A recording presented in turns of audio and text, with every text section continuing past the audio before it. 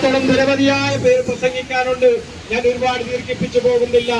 കേരളത്തിന്റെ പ്രിൻസിപ്പൽ സെക്രട്ടറിയായി നിയോഗിക്കപ്പെട്ടയാള്, കേരളത്തിന്റെ ഉന്നത വിദ്യാഭ്യാസ വകുപ്പിന്റെ സെക്രട്ടറിയായി നിയോഗിക്കപ്പെട്ടയാള്, മുഖ്യമന്ത്രിയുടെ മീഡിയ സെക്രട്ടറിയായി നിയോഗിക്കപ്പെട്ടയാള്, കേരളത്തിന്റെ അഡ്വക്കേറ്റ് ജനറലായി നിയോഗിക്കപ്പെട്ടയാള്, മഹാത്മാഗാന്ധി സർവകലാശാലയുടെ വൈസ് ചാൻസലറായി നിയോഗിക്കപ്പെട്ടയാള്, കേരളത്തിലെ ഏറ്റവും ഉന്നതമായ വിദ്യാഭ്യാസ കലാലയങ്ങളായ സർവകലാശാലകളുടെ എല്ലാ തലപ്പത്തേക്കും വൈസ് ചാൻസലർ പദവികളിലേക്കും, കേരളത്തിലെ കാർഷിക സർവകലാശാലയുടെ വൈസ് ചാൻസലർ പദവിയിലേക്ക് കൃഷി വകുപ്പ് മന്ത്രി ടി സിദ്ദീഖിന്റെ നേതൃത്വത്തിലുള്ള സംഘം ഗവർണർക്ക് ഒരു ലിസ്റ്റ് കൈമാറിയിട്ടുണ്ട്. ഇന്ന ആളെ കാർഷിക സർവകലാശാലയുടെ സെനറ്റില് കാർഷിക സർവകലാശാലയുടെ വൈസ് ചാൻസലറായി പരിഗണിക്കണമെന്ന്.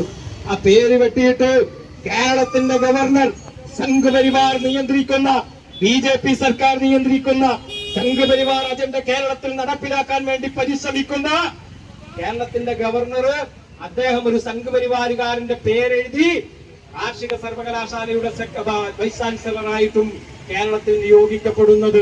മഹാത്മാഗാന്ധി സർവകലാശാലയുടെ വൈസ് ചാൻസലറായി നിയമനം കിട്ടിയാൽ ഇപ്പോൾ നിയമിച്ചിട്ടുള്ളയാൾ മുമ്പ് ഇടതുപക്ഷ ജനാധിപത്യ മുന്നണിയുടെ സർക്കാർ അധികാരത്തിലുള്ളപ്പോഴും അദ്ദേഹത്തെ ആ വൈസ് ചാൻസലർ പദവിയിലേക്ക് കൊണ്ടുവരാൻ ഈ ഗവർണർ